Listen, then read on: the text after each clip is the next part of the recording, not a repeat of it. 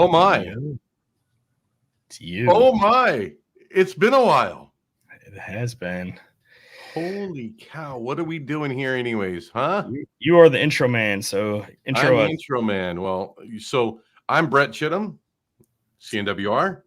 And I'm here with Jason Slagle, CNWR. This is Technicalities. We're back. It's been a little bit. So we've been trying to come up with a better pace with this. Matt Lee and I went live a couple weeks back on Tuesday.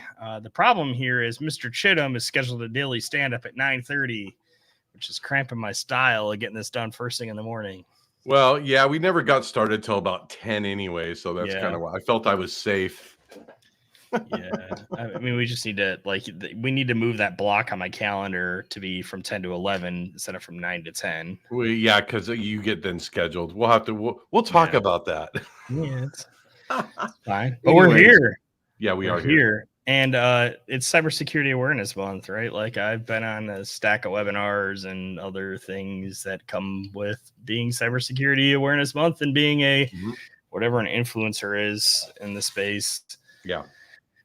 So I thought if we were going to have a chat today, we could also have our own little cybersecurity one. And it's a topic that's on my mind. Ironically enough, I have a leadership team to sit down with Chittum and build a business plan around managed security. If we want to offer it as an independent offering. And I was actually DMing him about that. Forgetting that this morning we were trying to pick a topic, and he's like, "That'll be a great topic to talk about and vet that out." But but no. so we're doing it. We're doing it. Oh my gosh, yeah. So I mean, I'm going to tell you, I'm going to be a yes man and agree man on this one because this is your billet of. I don't know. I actually disagree. I think I'm going to engage you in conversation here, right? Because there's two components of this, right? There's the business sales side of it, and there's the technical side of it. And I can talk about the technical side of this all day, right? But I want to talk about the sales and some of the business side the slimy stuff. Okay. And I think, I think that your feedback here will actually be relatively important, right? So I want to set the stage here a little bit. I don't think we'll go super long today, but in particular, right, I come across various posts in various online groups, Reddit, some of the Facebook groups, asking if people should run their own security services, asking if people should outsource it, asking, what they should do there. I also attend various events. I'm going to call out Ingram's Cloud Summit last year, right? So admittedly, this is, at this point, close to 18 months ago now. Is an instance where the vendors are telling you that they have this and you don't have to do it. It's magic. Yeah, it's magic. So I want to talk about what this looks like, right? So the topic there says, should you DIY or do it yourself your security solutions, right? But like, I think it's more complicated than that. And I think that in particular, I'm talking here about SOC, right? Like, are you going to run your own SOC? What are you going to do for network edge firewall SIM? Right. What are you going to do for EDR and MDR? Right. And no one in their right mind is going to try to roll their own EDR. Most people in their right mind are probably not going to try to roll their own MDR. Right. Those are right. Oh, absolutely. I think it's pretty obvious that people partner with. But man, I see a whole lot of people that try to roll their own SOC, and I see a whole lot of people that try to roll their own SIM. Really? Right? Yeah. Oh, yeah. So let's define those terms a little bit, since we are not technical here. We are business, right? When I say SOC, I mean Security Operations Center. Right. And what we mean there is the people that handle response to security incidents and any audit logs or any other signals, we'll call them signals, that come in from the various tools that you use, triage them and determine if there's an actual incident and handle them. Right. And we'll call SIM, right, like Security Information Event Management. I believe that's what the acronym stands for. That is. Right. And that is. Better know that. Wait a minute. Why am I agreeing to that? Well, I forget what the M stands for. Management. It is management. The monitoring is that's where I was in my brain. Is it monitoring or management? And that's another thing, right? That's like essentially centralized logging, right? And what you end up doing from those centralized logs to act on them. Right. And those are two spots that we see all the time. People come in and say they can roll their own solutions. We see, things like Security Onion, Saracata, Snort, right? Like people trying to just kind of do their own thing there. And so let's talk about it. So let me ask you, SOC, I mean, would assume also is 24/7, right? So if people are trying to do their own SOC, and I think they have somebody available looking at that screen, monitoring 24/7. So you've actually just accidentally stumbled on the first consideration here, right? So I have a number of considerations here, and one of those are: do you have the operating hours, right? Like I naively thought that by this point I would be running my own SOC, right? Like I told Alan 18 months ago that by Q2 of 2024 we would likely be running our own SOC. Then I looked into what it actually takes to do that, right? It's probably at the minimum 5 hires. It's 5 hires if your existing team can handle it during business hours. Right. Because, to get 24/7 coverage, you're running 8-hour shifts. There's 24 hours in the day. You need 3 shifts. You have to account for a little bit of overlap. You have to account for weekends, right? So that's 4. So 2 shifts, right? You probably want at least one body, 3 shifts a day, one body overnight. 3 shifts a day, 3 shifts a day, 5 days a week. Yeah. 7 days a week. Yeah. You're right. 7 days, but I'm thinking of a 5-day week and a 5-day week and overlapping. Yeah. And you have to, basically be able to handle when people are off too. Right. So like it's a non-zero number of hours you need to cover. I had assumed it would be a minimum of 5 bodies to hire. Right. And easily. I think you might be able to get away with 4. I think to be safe, you'd probably want 6, right? Like, because what about vacations? What about covering when people are off? Like, you can't just tell the threat actors, well, not today, threat actor, my SOC's on vacation. Yeah. Oh my gosh, they're going to actually be looking for that. Come on, what are you talking about? Yeah, right. Like, so, as you just pointed out, right? Like, there's a lot of speculation that the threat actors in charge of the Kaseya attack screwed up their time zones and detonated the payload too early. Oh, really? Oh, yeah. It was not intended to go until 5 p.m. and it went at 2 p.m. instead because they accidentally used the wrong time zone. They used Pacific instead of Eastern. Oh. Consider how much worse that attack would have been if it had happened at 5 o'clock on the Friday going into the 4th of July weekend. That would have been horrible. Yeah, it would have been not good. So now that goes you back though, because I skipped a step of the skill. Do you have skill? Yeah, right. So that's another piece of it, right? Like from a high level perspective, these aren't entry level resources you're going to be able to pick up, right? And maybe it's the case that, well, it's definitely the case that some of them can be entry level resources, right? Like the SOC analyst can very much be an entry level position. It's actually a great position that a lot of people in cyber start out in, right? They're reviewing detections, they're seeing what's happening here, right? But those people need somebody to escalate to if there's an issue. Yeah. Right. They need somebody with like a little more knowledge and skill to be able to be a second set of eyes when they think they see something that doesn't look a little right. It's a little bit and funky. Can't call somebody and wait for them to wake up to. Well, yeah, you can. I mean, we do now, right? Like, when we talk a little bit about what we're presently doing, we do now, right? I have a third party service that does SOC for us. We try to take it internally if it's during business hours, right? So, but all the time they are triaging it and they escalate to somebody that on my side, that it's usually myself or Matt. Honestly, right. It's usually Matt first, and then he pulls me in as the second set of eyes. So, it's all the time. It doesn't matter what time of the night it is. Like if you have 24/7 coverage, you need somebody able to respond to that stuff 24/7. Right. Yeah. And then the third consideration is, what are the implications of the decisions you make here? Right. Like if you're providing security services, presumably you're putting some sort of SLA around them. Right. And what are the implications if you break SLA because you don't have the right bodies in place at the right time, or you don't have the depth of knowledge or the other things, right? Like there are very serious contractual implications of not properly staffing this. Right. Right. So there was a discussion on LinkedIn a couple of weeks back where we were talking about this exact issue. And I was talking to another MSP that built out a SOC. They're roughly twice our size, right? They're roughly, I think, in the $12 to $15 million range. And they regret the decision. Really? Right? They went through all the work to spin it up. And you basically, once you do it, you have two choices, right? Even at the 12 to 15 million range, right? You're probably 5,000 to 7,000 endpoints, we'll call it. Yeah. Right. That's not enough work to keep a SOC busy full time. There just aren't that many detections, assuming you have things tuned correctly. So what do you do then? You basically have to pivot and become an MSSP and start selling those services to other MSPs. And adding on, and then or you're very expensive, right? Because these aren't $40,000 a year bodies you're buying. These are $50,000 to $70,000 a year bodies at the low end, and they go up from there. You're hiring 5 of them.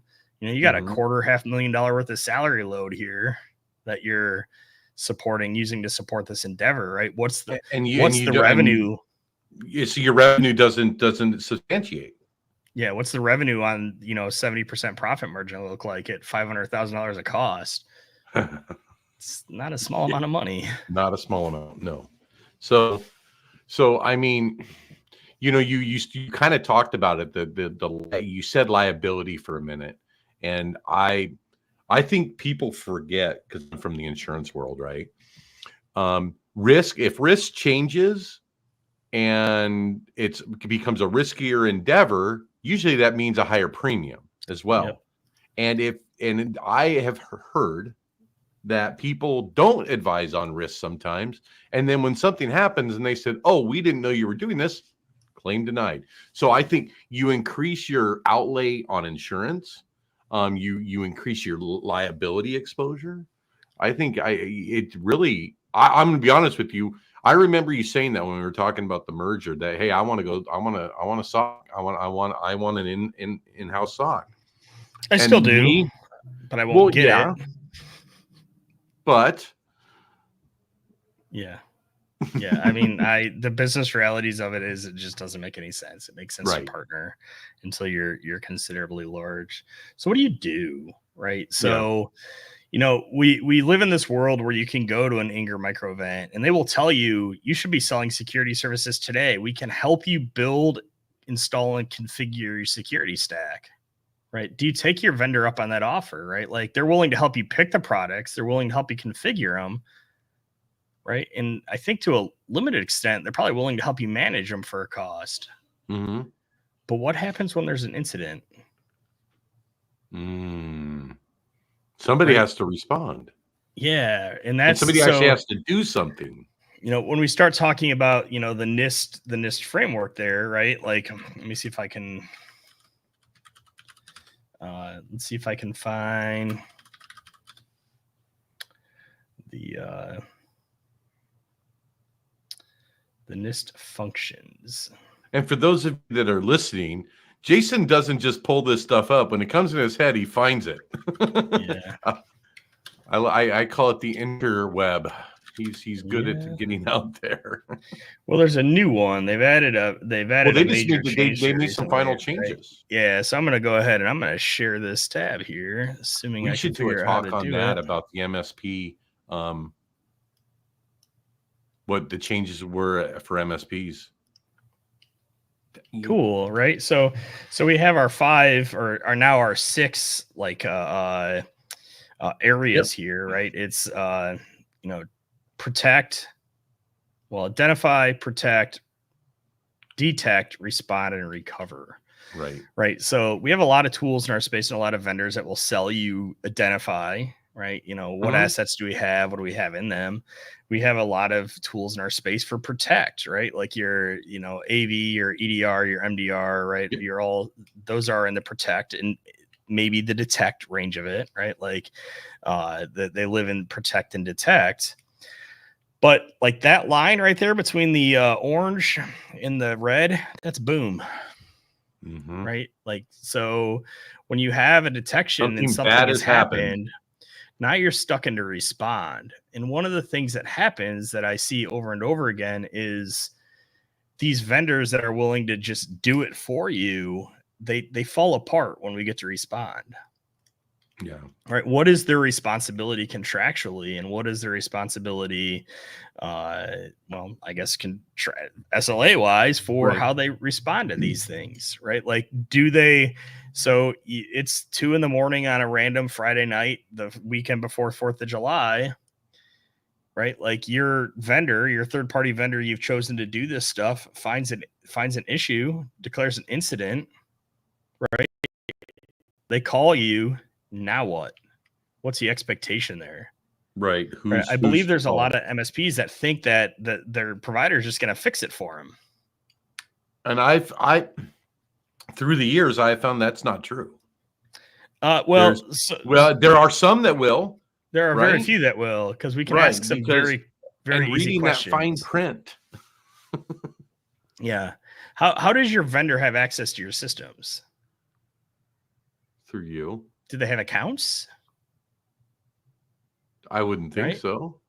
Do they, if you have, so that say this is a HIPAA encumbered provider, is there a BAA there? Right? Like, Yeah. login data isn't, to my knowledge, usually considered PHI, right? So like the tool, as long as it doesn't have any access to PHI, that there doesn't need to be a BAA in place. But if you give that vendor access to those systems, then for sure a BAA needs to be in place. Right. Right. Like a flow through BAA that goes all the way down to your client. Right. Like, so I think that as you partner, right, assuming that you've landed on partner being the right answer here, and roll your own probably isn't the right answer, assuming you partner, it's very important that you understand the shared responsibility model at play here. Mm-hmm. Right. Like tell me a little bit about what you guys are doing before we merged, right? With regards to that. Like I know you guys, we both use Huntress, our friends over there. Right. Right. We used Bitdefender before, but we've now since moved to the solution you were using, which is SentinelOne. So what were you doing there? Right. Like what were those vendors doing in the case of an incident? Dude, it was all up to us. I mean, SentinelOne. Well, we had the SentinelOne's version of SOC with Vigilance, and they were doing they were taking the noise down. Yep. Because SentinelOne can be noisy. But it was Tom, Steve, the guys having to actually do work and look and investigate.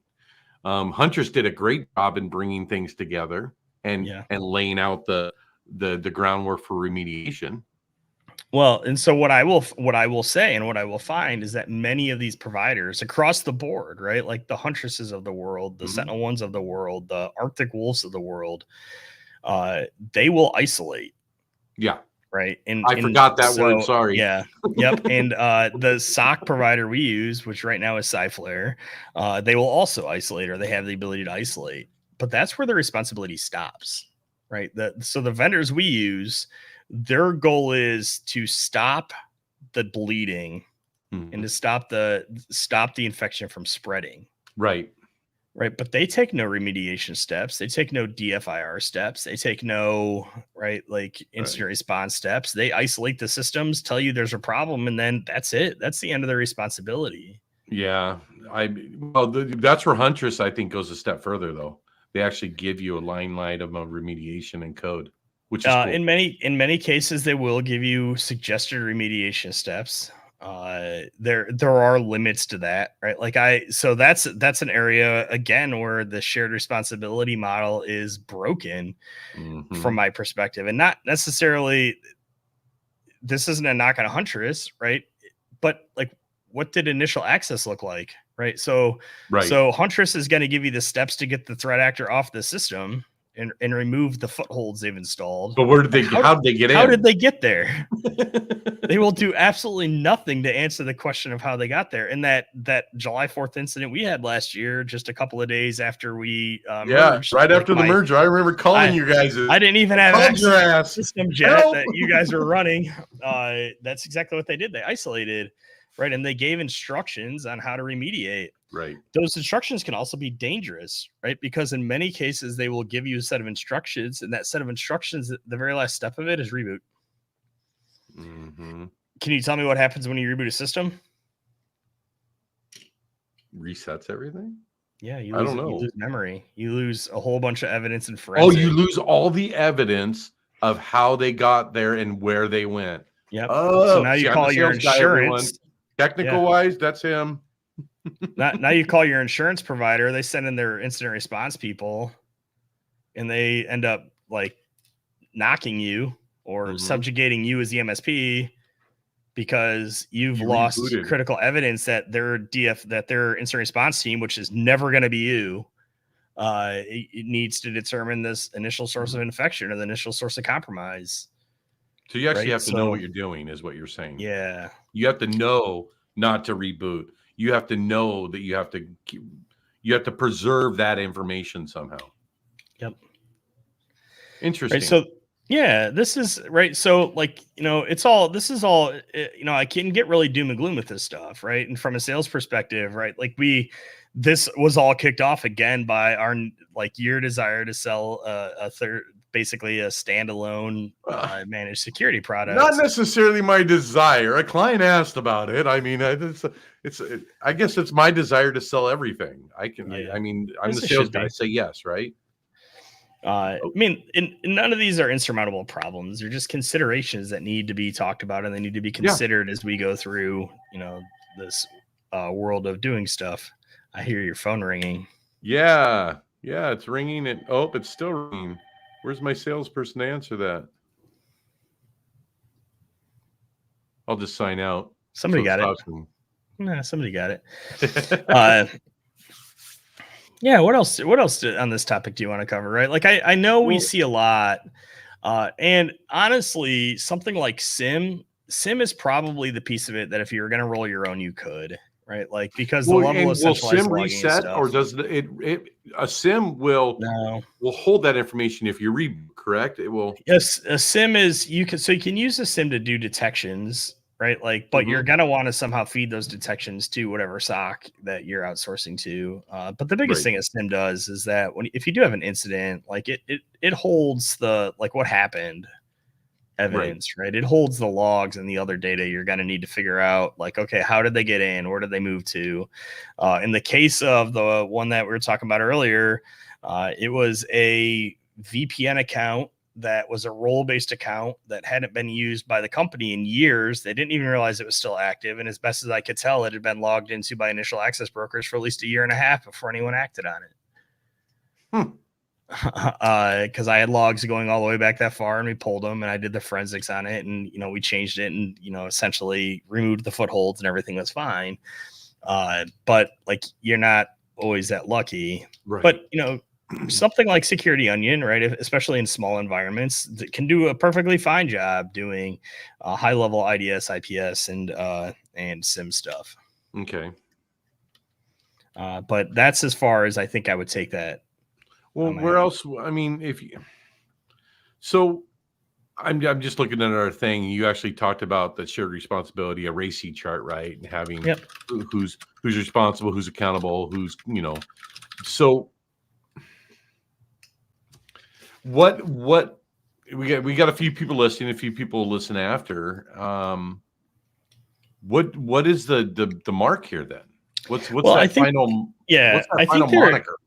I think with that racy chart, like, this can be the final thing that we wrap on, essentially, right? Like, when you're looking to do all this, don't make it complicated, right? So a racy chart defines who's responsible, accountable, consulted, and informed.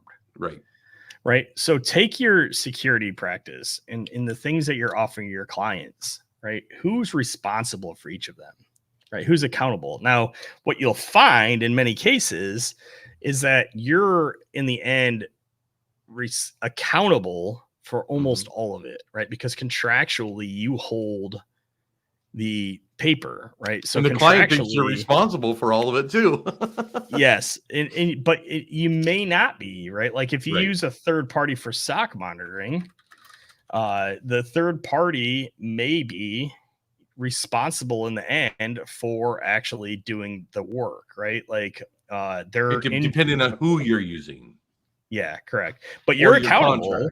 So you're in charge of making sure that the person responsible is actually doing the work. Okay.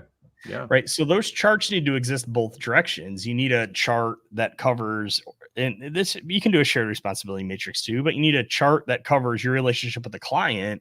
Yep. And then you need a chart that covers your relationship with the vendor. And I would encourage you to send that chart to your vendor and make sure they're on board with what you think it is, right? Because the last thing you want to do is tag them R and list them as responsible for something that they don't do. Right. And if you send them that chart saying like, hey, I'm building a racy chart for our services with you, and this is what I come up with. I recognize that I'm accountable for all of them because it's my client, right? But like, here's what I have you responsible for. Here's what I'm expecting you to inform and consult me on, right? Like, and when they come back and say, whoa, we are not responsible for remediation at all. We only do isolation. Now you know. And that's probably if you have a vendor that you're working with that's doing your SOC as an MSP, that seems like a great opportunity right now to build the responsibility matrix chart and build that racy chart. And heck, you can Google racy chart and get all the information right there. You could, I mean, there is so much information out there to that you could have at your fingertips, but you got to use it. You got to do it. You got to actually take the steps to get with your vendor and say, okay, let's get an understanding here, because the time to find out that you don't have an understanding is not when an incident happens. Yeah. Well, and I mean, the same thing, right? Like in the end, many customers of MSPs believe that they have outsourced all of the risk associated with the company to their provider. They haven't. They still own the risk, right? It's your job to help mitigate and minimize the risk, but in the end, it's their risk, and they need to. That's why it's important that customers hold their own cyber insurance policies, right? Because my policy is not going to pay your mistake, right? You know, when that user clicks that phishing email, I don't care how many tools I have in place. If it gets through and your user clicks on it, that's your insurance that's going to cover that. Your insurance, not ours.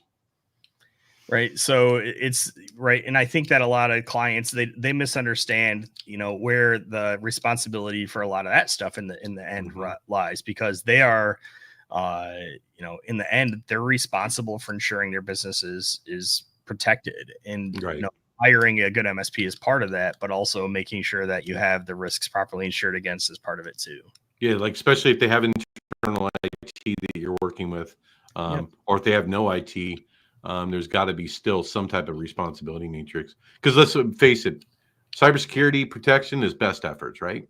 It is. I mean, I definitely will never preach perfect protection again. Never. It's best efforts. I mean, I can't stop a human from being stupid.